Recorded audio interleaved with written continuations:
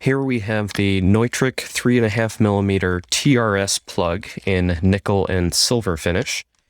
And this is a part that you would connect to a bare wire end and solder it yourself. So it comes with this TRS connector, the plastic sleeve over here, and then a metal barrel that goes around a screw-on.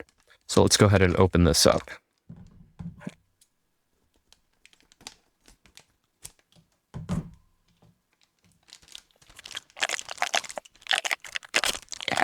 Oops. And here we have the connector. Let's look at the connector first. So in this connector, you can see the TRS connection there, the solder points. So the one in the middle there, that's going to be the tip. This one over here, that one is the ring, and then this big one is going to be the sleeve. That would be the shield or ground.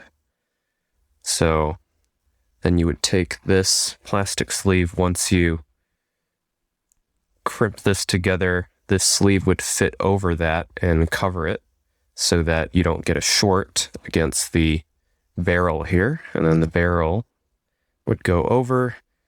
The trick is make sure you put the barrel and this plastic sleeve on the cable before you solder it in, because if not, you'll have to cut your cable and start over again. So that is the Neutrik 3.5mm TRS connector.